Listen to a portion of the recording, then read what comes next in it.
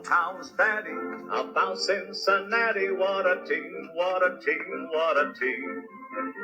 Each man and lady from 1 to 80, how they scream, how they scream, how they scream. Hello, Reds fans. This is Randy Freaking, and welcome to another episode of We Love Our Team. Today, my partner, Jack Greiner, and I welcome MLB.com beat reporter Mark Sheldon to the show.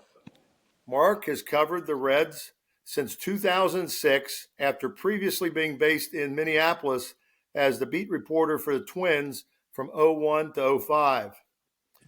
His experience, almost going on 20 years now, I think is really good for us fans because when he writes, he understands the history that's occurred in the last 18 to 19 years. Mark is a proud graduate of the University of Cincinnati. In addition to his duties covering Reds baseball that we will talk about, Mark appears frequently as a guest on local and national radio and television spots, including MLB Network.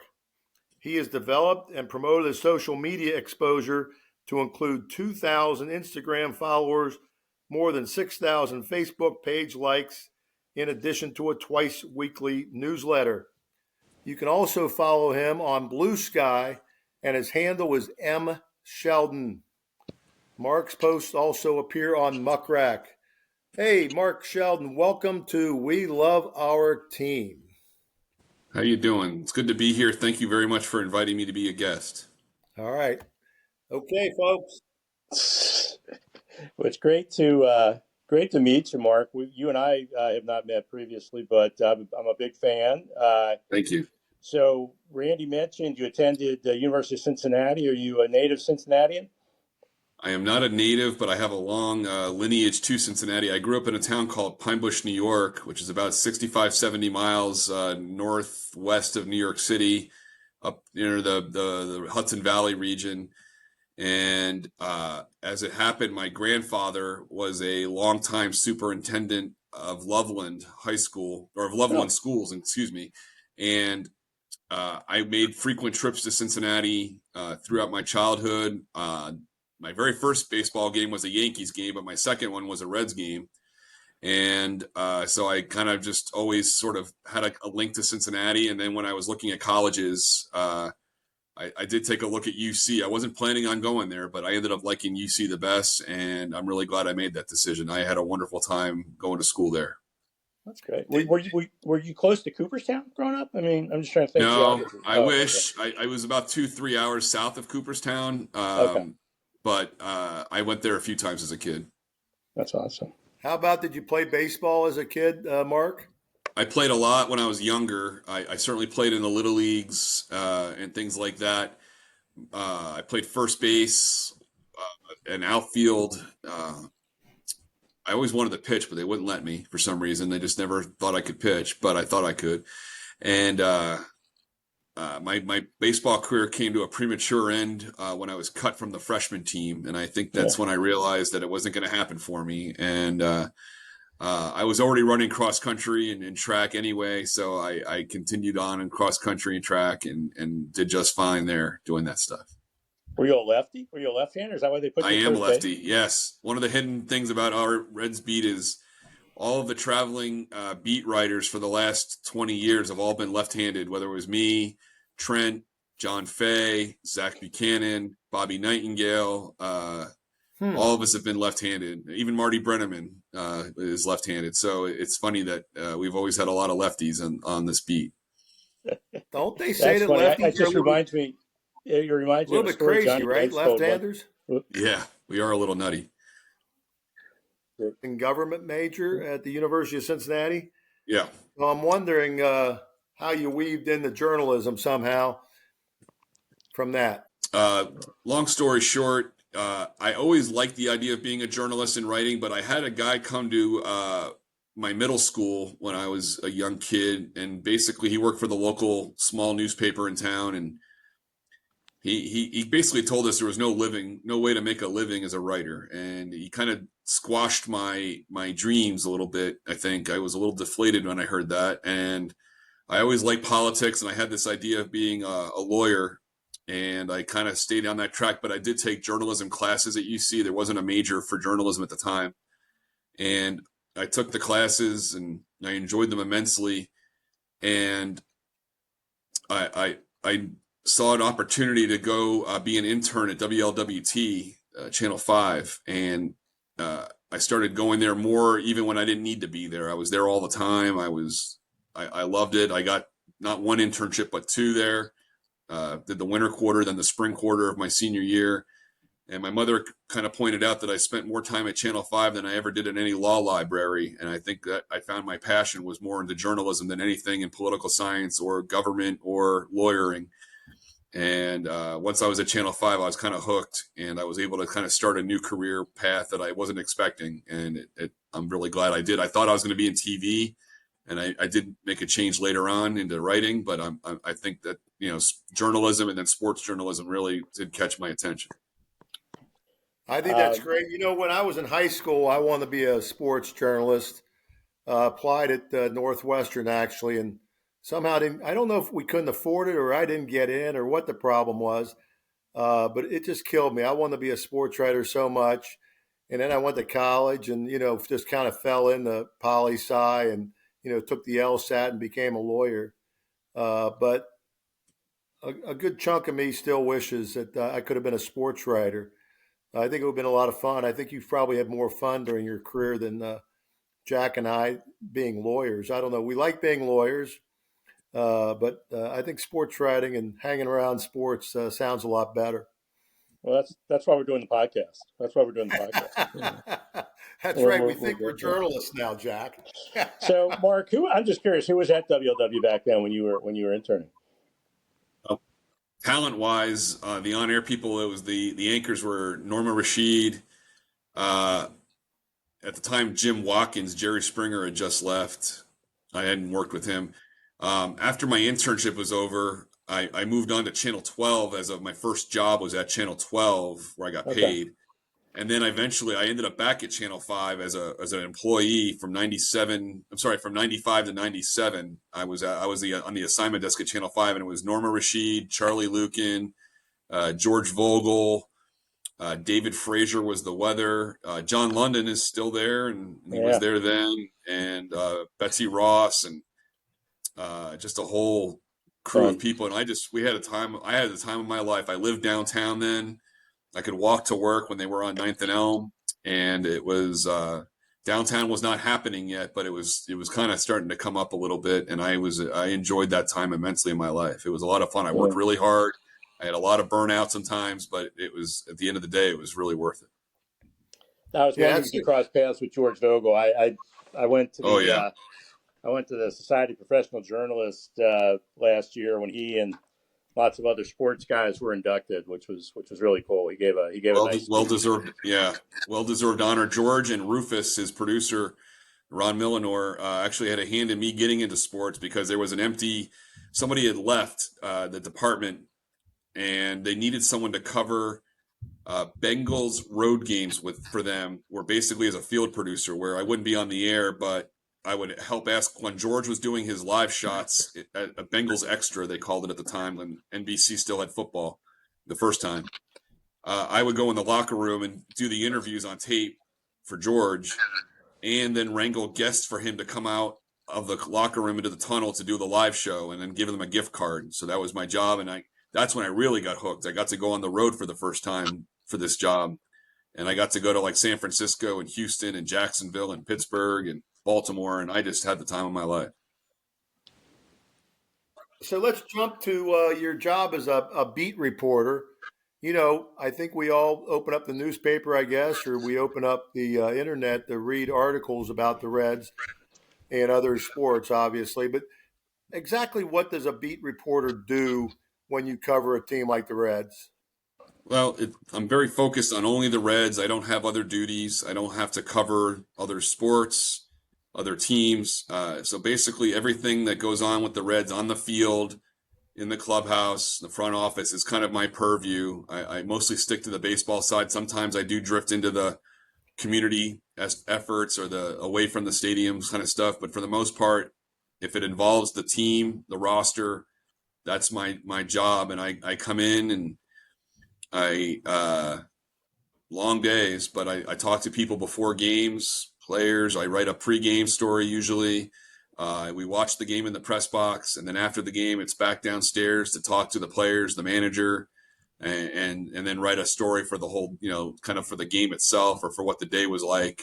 And so anything that happens during the season is on my watch. Anything that happens in the off season is on my watch. And it's just a all-encompassing job of being available to write about the Reds at all times. Yeah. Marty used to show up at the ballpark like early afternoon before a 7:00 game. You have sort of a similar schedule in the sense that you're probably there at 5-6 hours in advance, then you do the game, then you get the post game. So you're doing 10, 12-hour days. Sometimes. I mean, obviously, if the game goes long, if there's extra innings, if there's a rain delay, sure. I usually, for a 7:00 game, would roll in around 2:30 or 3, depending on what's going on. And then, about 3.5 hours before the before the game starts, the clubhouse is open. Generally, we talk to the manager for 10, 15 minutes in a session, and then we go into the clubhouse and do the players. And then it's batting practice, and then it's writing, and then it's squeezing in a half hour to eat or 45 minutes to eat lunch or dinner, and then going back to the press box and watching the game. So it is a long, the days can be long. Sometimes things start even before I get to the ballpark. If there's news or there's an injury that's reported or a trade or a signing, I could be working in the morning too, sometimes from home. So there's really no time that I got to keep a phone with me basically all the time because I don't want to miss anything. Yeah.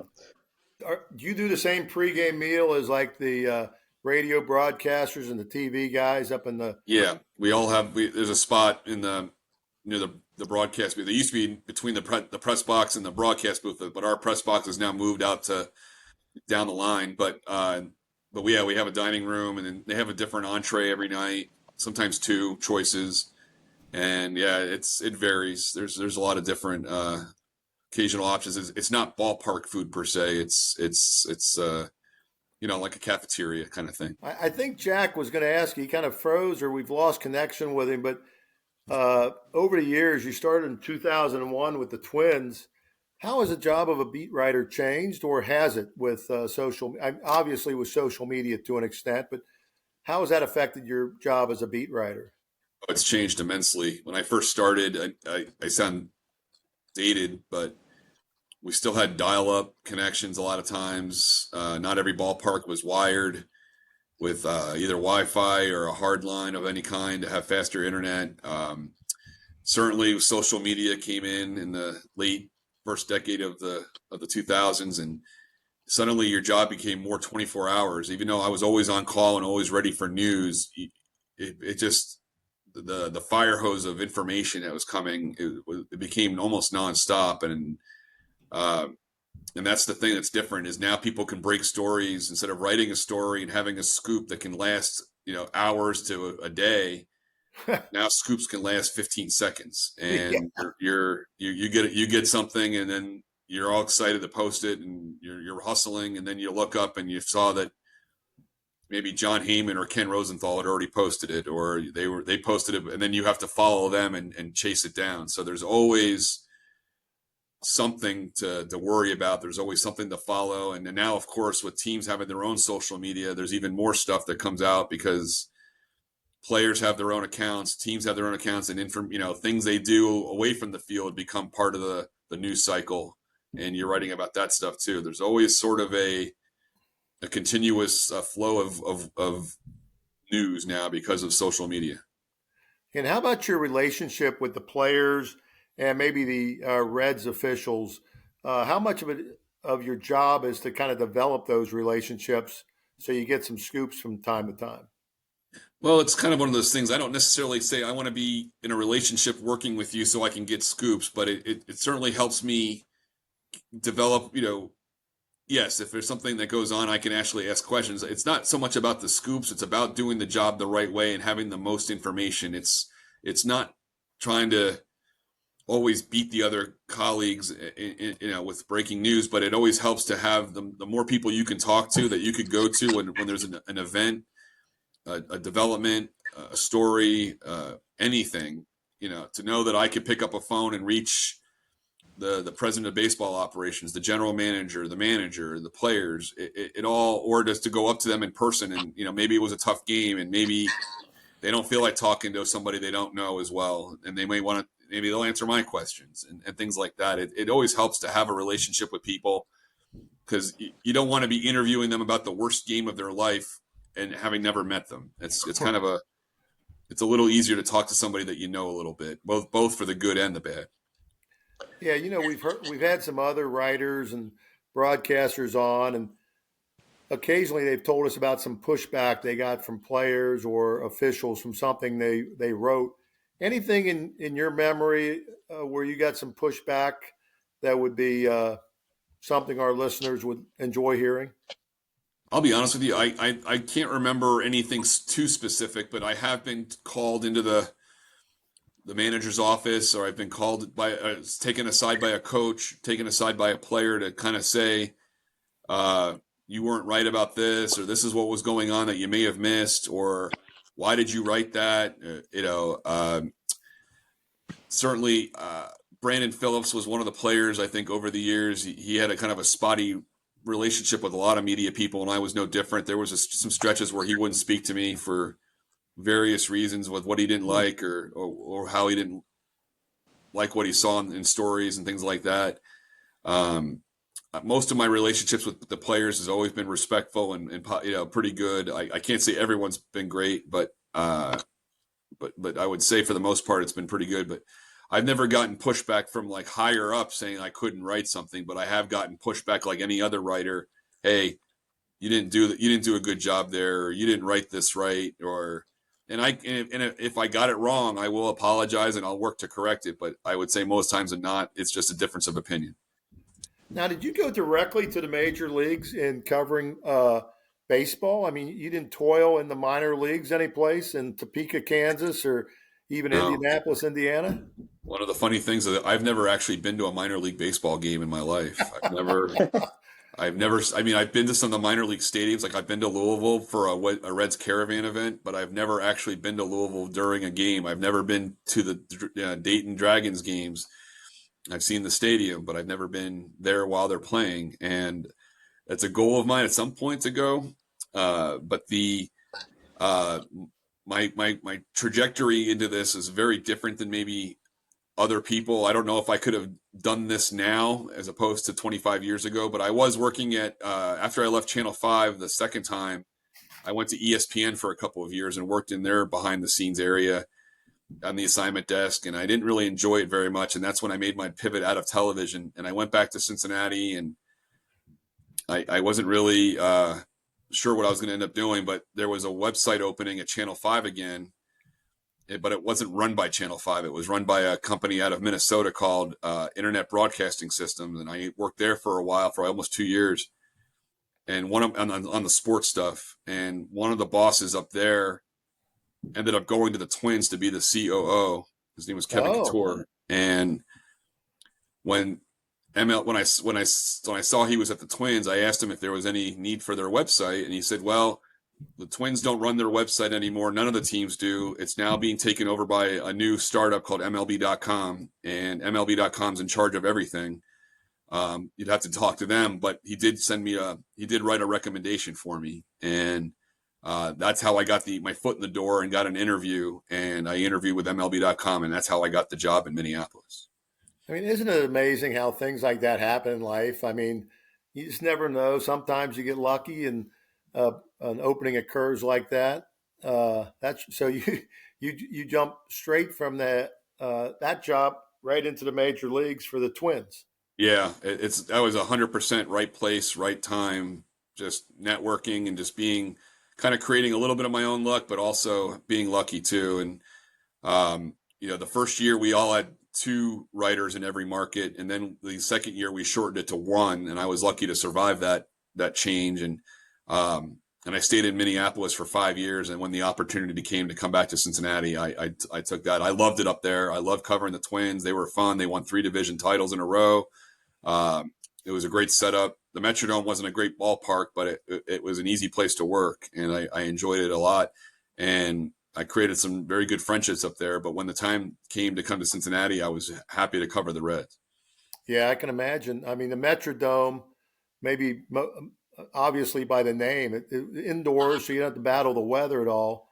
And so I'm so thankful they finally blew that thing up, or they developed a new ballpark, which is really nice up in Minneapolis.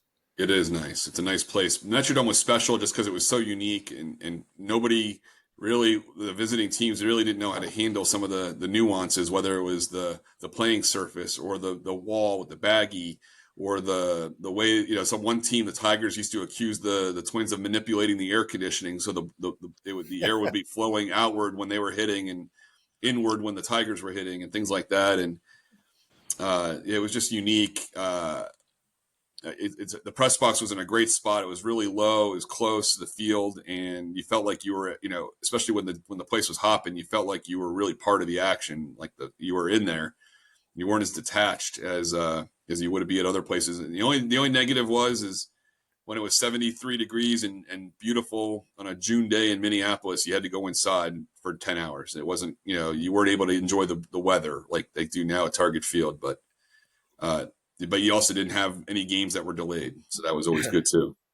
Yeah. We're sometimes curious on this podcast about, baseball figures and their interest in sports movies, but particularly baseball movies.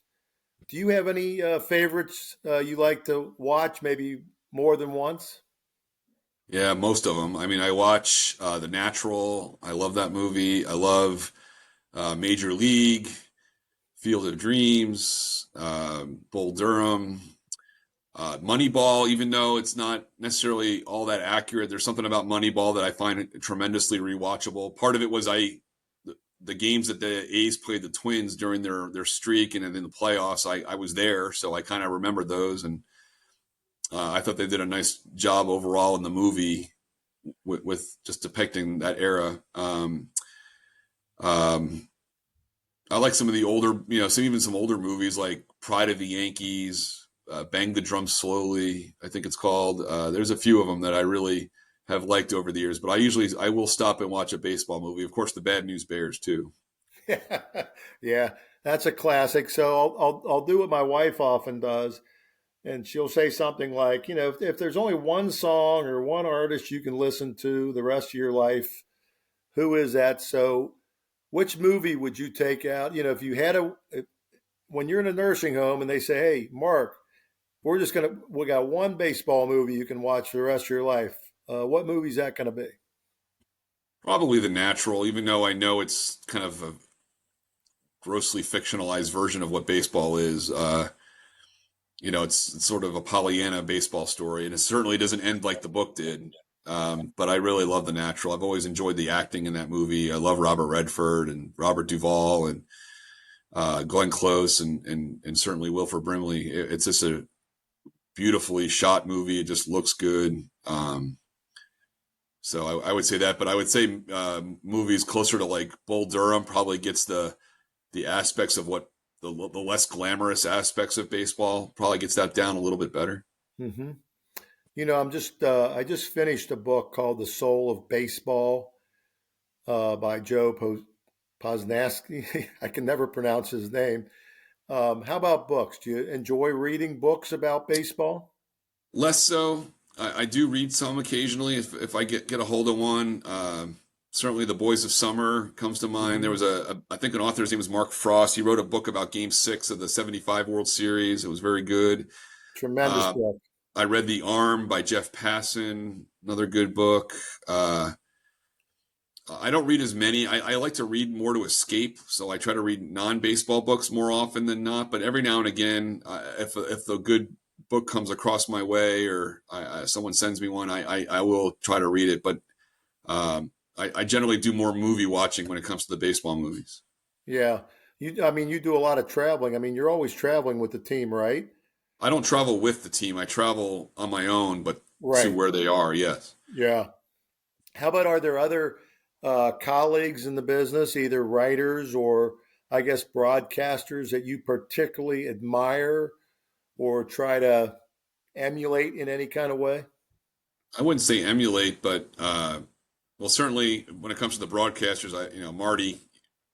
I love Marty for so many reasons, both personally and professionally. I really thought he was great at what he did, and I miss him. I think Tommy Thrall's very good too. I think he does a great job. In terms of just the writers, I certainly respect a lot of them. And Ken Rosenthal comes to mind just because he's kind of doing everything. He not only has he become he started out as a beat writer, certainly, and he became a very well-respected national writer. And then he moved into television, and he's done it for first, a long time for MLB Network, and then now of course, with Fox. And he just seems to kind of be the guy that I when I watch him, and I've met him several times, and he's always a nice guy. He seems like he's ethical. He gets his information ethically, it seems like. And I like how he runs his railroad, so to speak. And I know some people I can't say the same about, but he's definitely one of the guys I think does it right. How about Bob Uecker?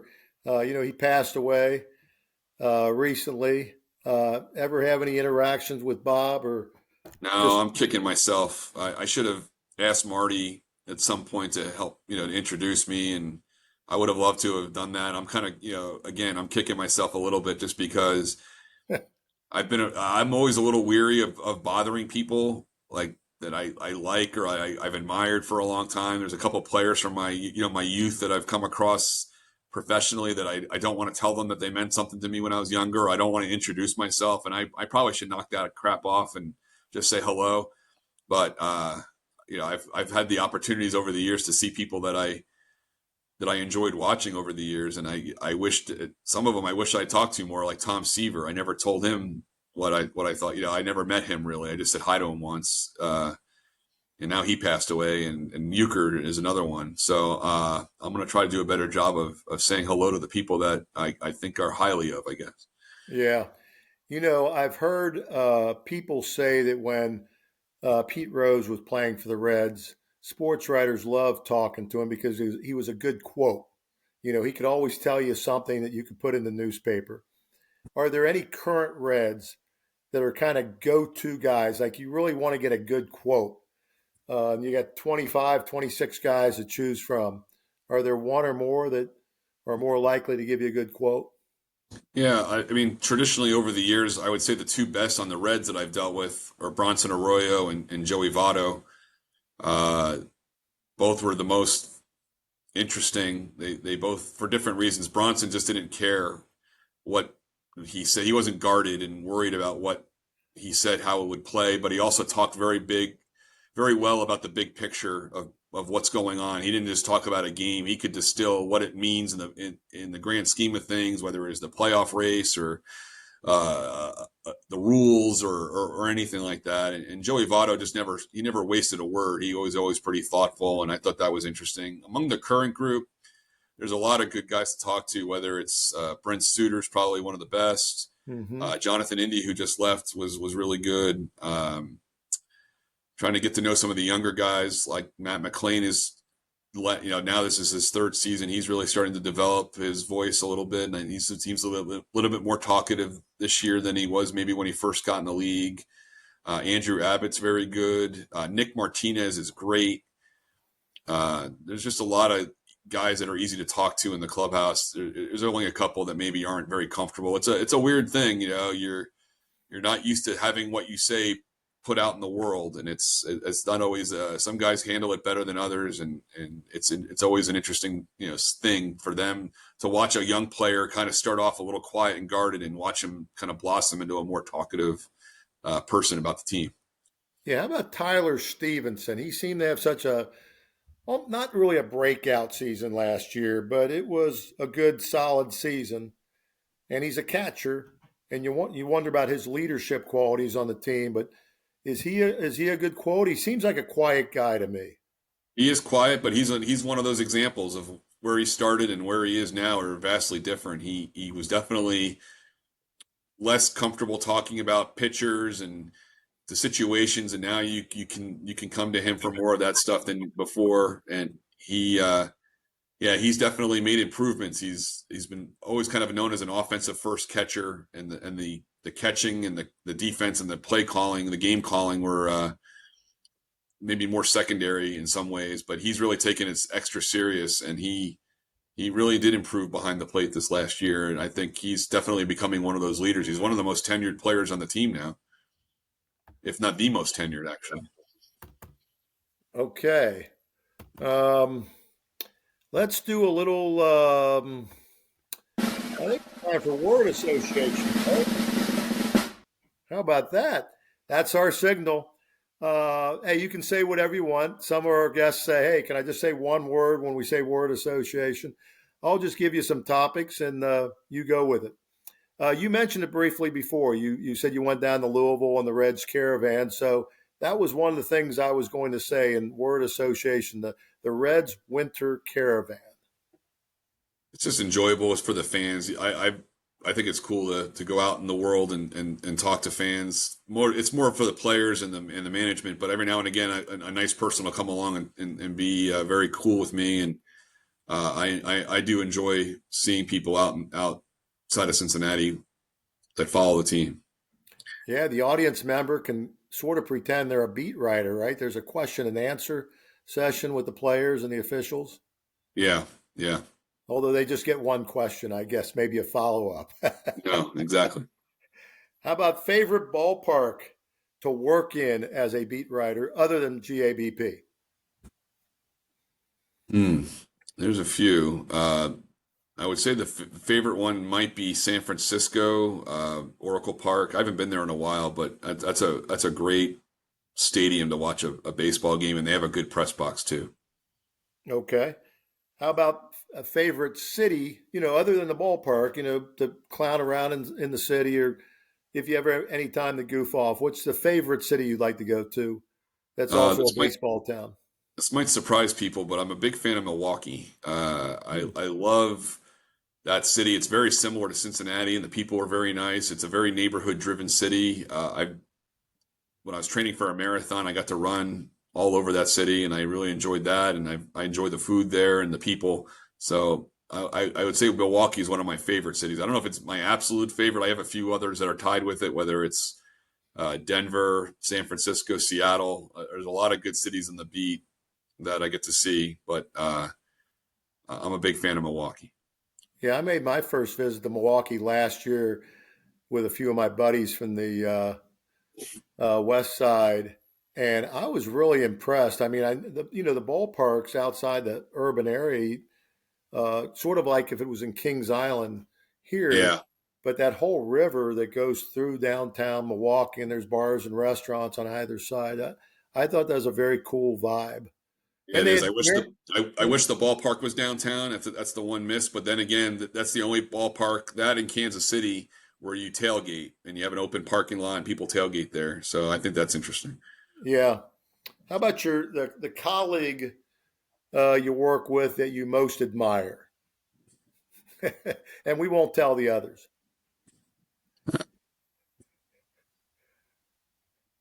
I mean, I have a lot of MLB.com colleagues that I'm really fond of. I know them the best because I work with them, even if I don't see them every day. I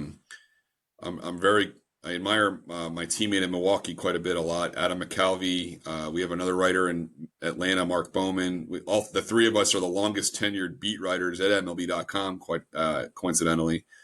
Those two have been on their beats the entire time. I got traded, obviously, from Twins to the Reds, but I would say those two in the business are probably two of my most favorite colleagues that I really admire.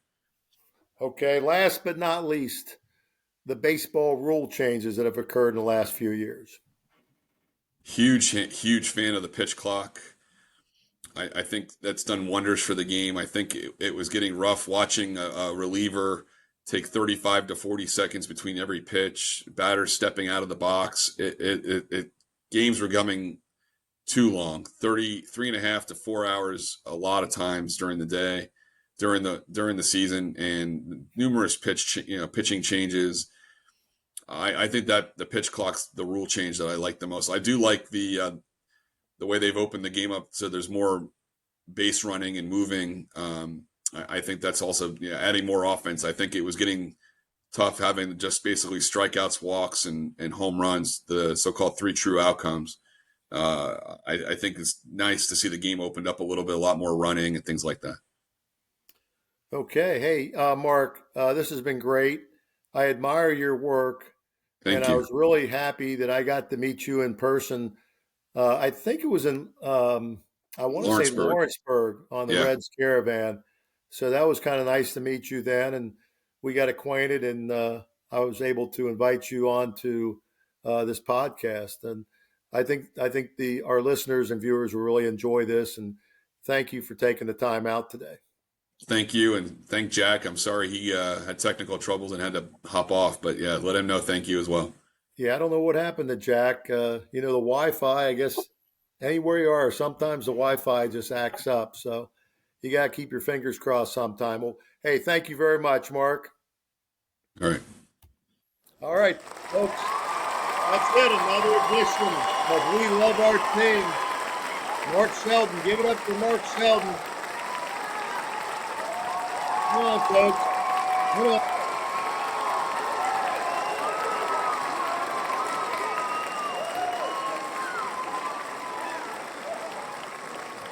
Come on. Calm down. All right, Mark. Thank you very much.